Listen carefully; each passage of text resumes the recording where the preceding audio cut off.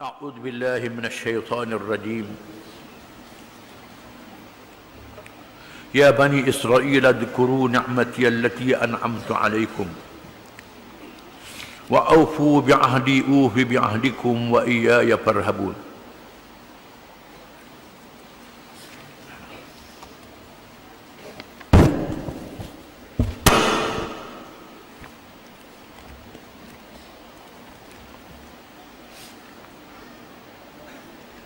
Wahai Bani Israel, kenangkanlah kamu akan segala nikmat yang telah kuberikan kepada kamu dan sempurnakanlah perjanjian kamu denganku, supaya aku sempurnakan perjanjianku dengan kamu, dan kepada akulah sahaja hendaklah kamu merasa gerun takut, bukan kepada sesuatu yang lain. Setelah Allah menceritakan Nabi Adam AS dan Hawa, manusia yang pertama dicipta oleh Allah,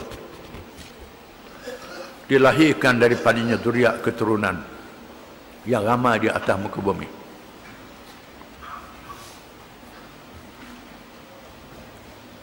Adam yang telah digoda oleh iblis diatur oleh Allah Ta'ala sebelum dihantar ke bumi untuk tarbiyah, untuk dididik. Bukan sahaja melihat malaikat yang taat pada Allah, melihat iblis yang derhagakan Allah dengan sifat sombongnya. Dan Allah mengajar Adam dengan kesalahan, ditipu oleh iblis, dan menyesal di atas kesalahan itu dan bertaubat. Iblis tidak bertaubat, Adam bertaubat. Allah menjanjikan kepada Adam dan zuriatnya akan dibimbing oleh Allah dengan diturunkan rasul-rasul dan kitab-kitab. Seterusnya diikuti dengan kisah Bani Israel. Bani dengan makna anak-anak, cucu, zuriat keturunan. Israel bahasa Ibrani. Israel, Isr dengan makna abd. Il Allah, Abdullah, hamba Allah. Nabi Yaqub AS, Yaqub bin Ishaq bin Ibrahim, dilahirkan daripada satu bangsa dikenali dengan bahasa Yahudi atau Bani Israel. Daripada Ismail dilahirkan bangsa Arab. Dua pecahan yang berasal dari satu bangsa, Sam bin Nuh alaihi wassalam. Bangsa Semitik pecah daripada berbagai bangsa, di antaranya bangsa Arab dan bangsa Israel. Israel ialah keturunan Nabi Yaqub AS. Allah Ta'ala suruh kita mengambil pengajaran daripada bangsa Israel, Bani Israel, keturunan Nabi Yaqub, bangsa Yahudi, bangsa yang paling banyak diutuskan Nabi-Nabi dan Rasul-Rasul, lebih ramai daripada bangsa yang lain. Pasal apa ramai sangat Rasul dia? Sebab degil sangat. Sebab degil lalu terlalu degil. Dengan sebab itu Allah mengutuskan Rasul-Rasul yang ramai kepada mereka, supaya kita mengambil pengajaran daripada kedegilan orang-orang Bani Israel ini. Udhkuru ni'mati allati an'amtu alaikum.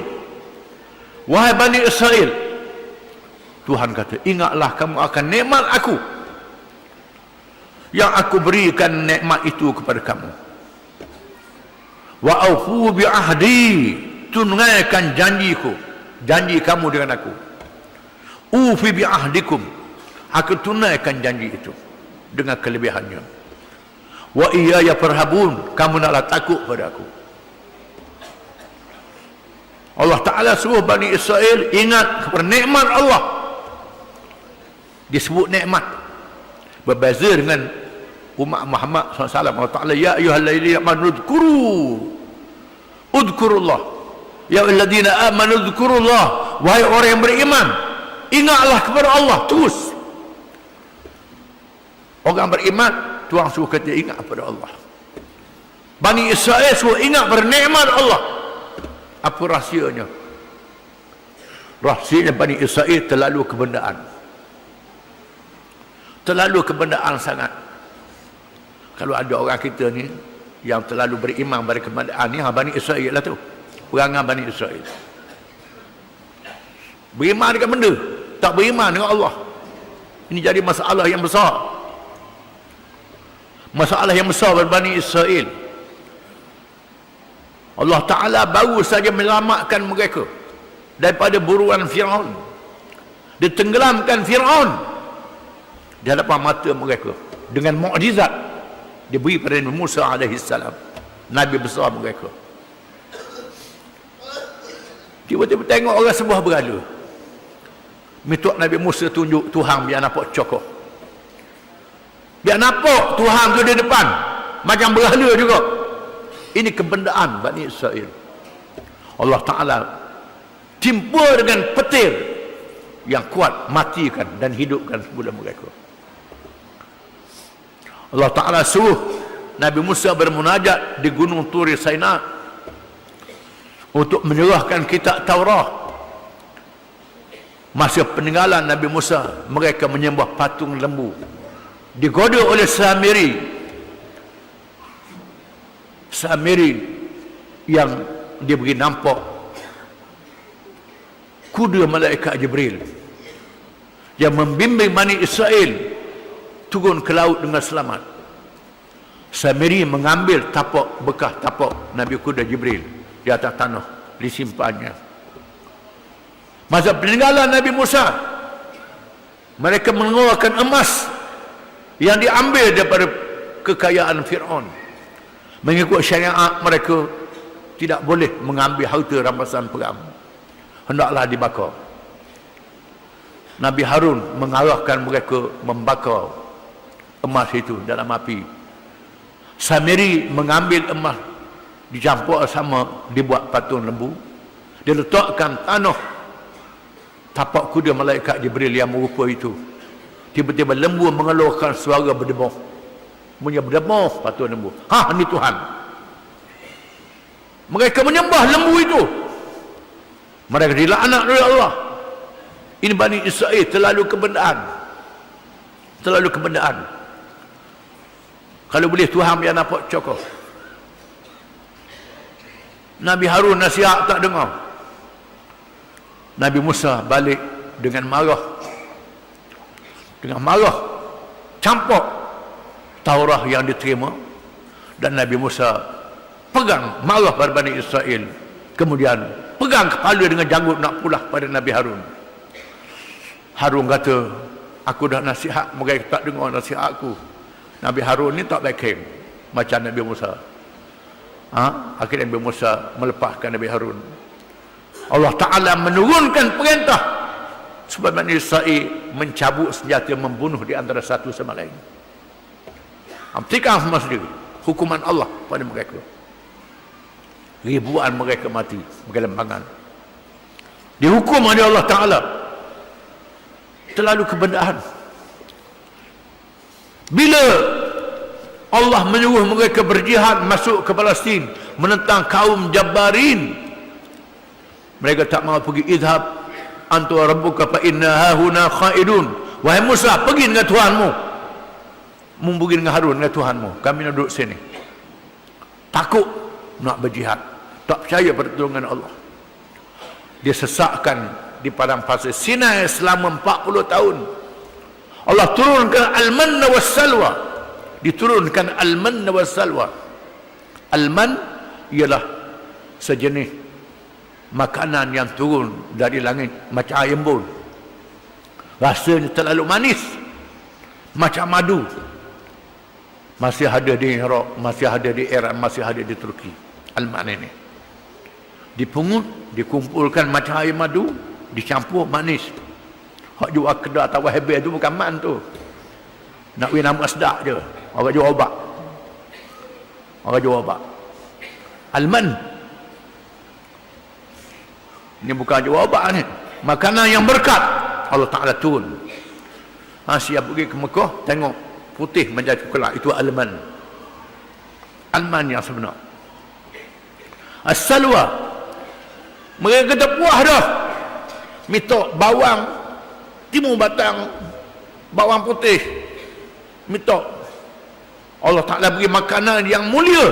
Mereka pilih makanan ini kebendaan Bani Israel. Mereka bersifat kebendaan. Maka Allah sebut, ya Bani Israel, adkuru ni'mati allati an'amtu alaikum. Bani Israel, ingatlah kamu akan nikmat yang aku berikan pada kamu. Lain dengan umat Muhammad. Ya ayyuhalladzina amanu dzkurullah. Wahai orang yang beriman, udkurullah. Ini kita orang Islam. Udkurullah, bukan macam Bani Israel. Udkuru ni'mati allati an'amtu alaikum. Mereka terlalu kebendaan. Mereka lah melahirkan ahli-ahli falsafah yang mencipta ideologi kebendaan. Sama ada liberal kapitalisme, sosialisme, komunisme, pragmatisme. Ini teori-teori politik dan ekonomi yang dicipta oleh ahli-ahli falsafah Yahudi, Adam Smith, Karl Marx dan lain-lain lagi. Ini semua ahli falsafah Yahudi yang mengheret manusia kepada teori kebendaan. Mereka terlalu percaya pada kebendaan. Kaitkan beriman kepada Allah dengan kebendaan. Tak percaya jaminan Allah untuk beri rezeki dengan petunjuk Islam. Percaya pada kebendaan sangat. Sehingga riba yang diharamkan mengikut agama rasul-rasul mereka, iaitulah Islam. Yang diharamkan, mereka halalkan riba dengan umat yang lain.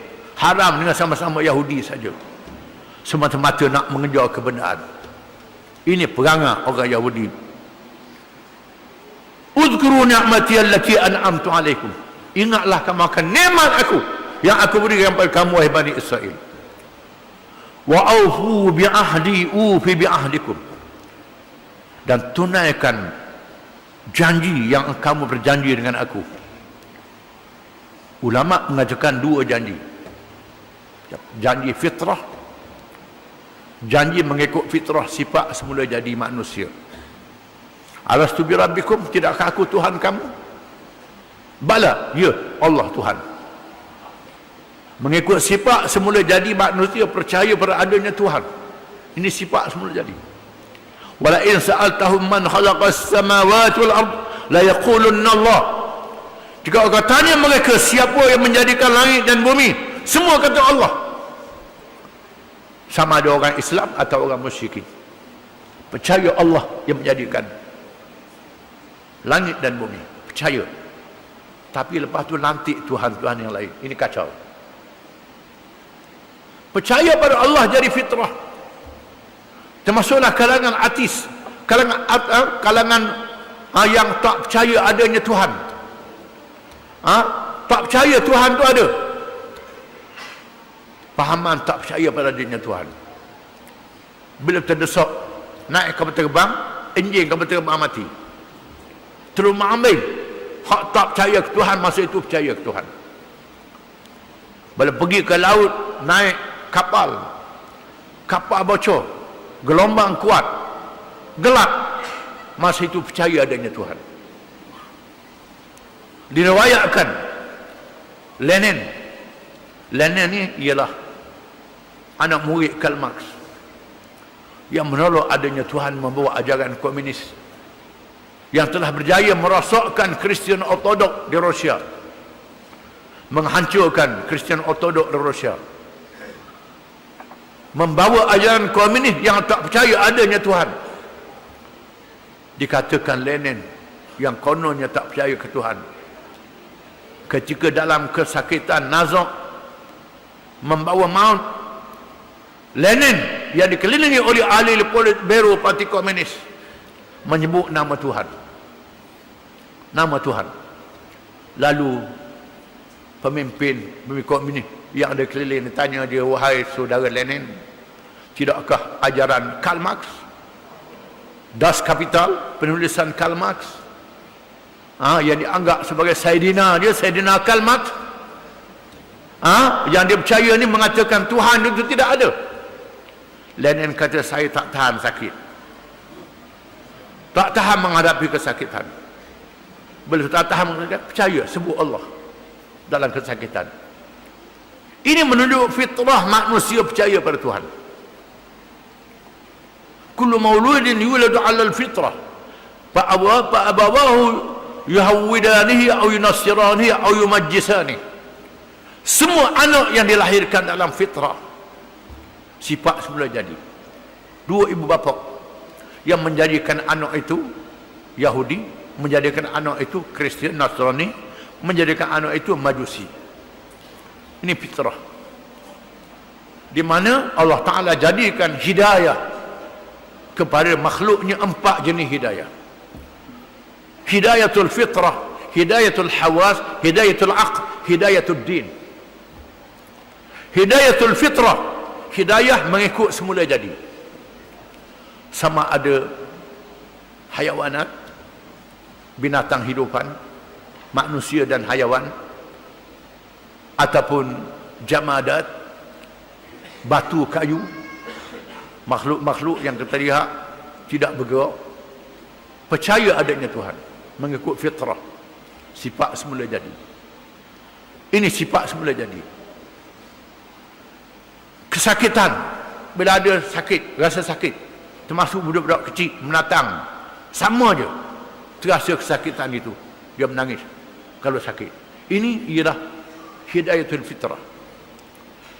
Hidayatul hawas, hidayah berdasarkan kepada rasa, bau, nampak, dengar.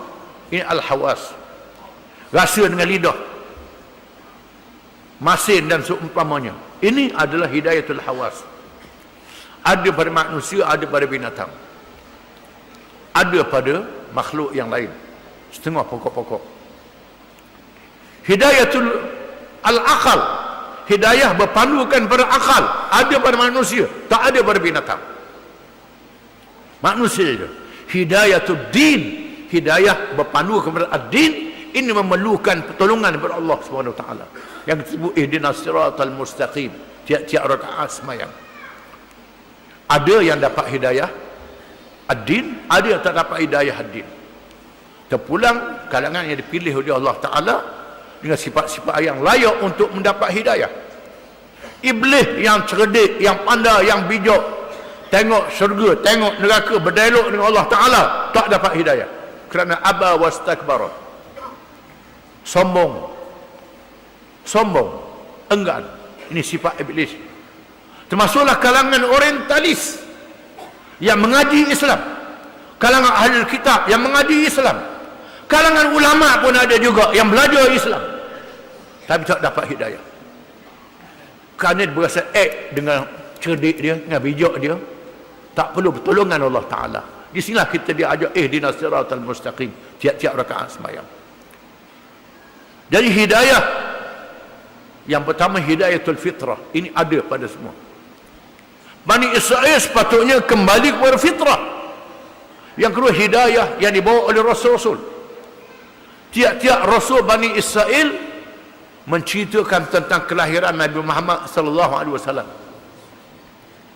Wa idh qala Isa ibn Maryam ya Bani Israel inni rasulukum musaddiqan lima bayna min at-taurah wa mubasysyiran bi rasulin ya'ti min ba'di ismuhu Ahmad. Nabi Isa berkata, wahai Bani Israel, aku diutuskan oleh Allah menjadi rasul pada kamu untuk membenarkan kitab Taurat, kitab Taurat yang di hadapan kamu, dan membawa berita gembira dengan kelahiran seorang rasul akhir zaman, iaitu Ahmad Muhammad sallallahu alaihi wasallam.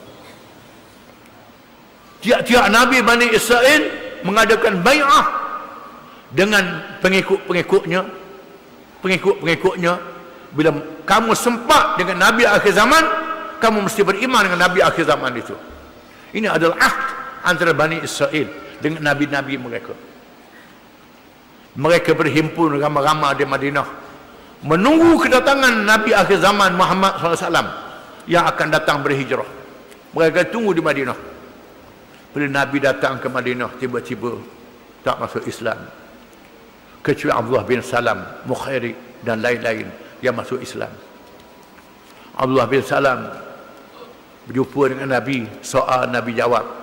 Tengok rupa Nabi, tanda-tanda Rasul ada pada Nabi. Abdullah bin Salam masuk Islam. Beritahu kepada pengikut dia, orang Yahudi di Madinah, ini Rasul yang dijanjikan oleh Allah, Muhammad SAW. Mari beriman kepadanya. Orang Yahudi tak boleh terima kerana Tuhan pilih Rasul daripada bangsa Arab, bukan daripada bangsa Yahudi. Dia kena penasih kaum, penasih bangsa dan keturunan. Mereka sanggup melanggar janji dengan Rasul-Rasul untuk beriman dengan Muhammad SAW. Ayat yang dibaca ni ayat surah Al-Baqarah, surah Madaniyah, diturunkan di Madinah untuk dibacakan di hadapan orang Yahudi, supaya mereka tahu perjanjian mengikut fitrah, sifat menjadi, dan perjanjian dengan Rasul-Rasul mereka di zaman dahulu. Wa iyaya farhabun, dan akan aku hendaklah kamu takut wahai Bani Israel. Mungkin takut pada aku wahai Bani Israel. Dalam kitab-kitab kamu mengisahkan bagaimana umat yang durhakakan Allah dibinasakan oleh Allah di dunia dan diberi amaran masuk neraka pada hari kiamat. Takutlah Bani Israel. Ingat akan nikmat, ingat akan janji yang kamu buat mengikut fitrah dengan Rasul-Rasul kamu. Kamu ingat itu semua Bani Israel. Ikut Nabi Muhammad SAW. Malangnya segelintir saja yang ikut. Itu kerana tak dapat hidayah dengan sebab sombong. Wallahu a'lam.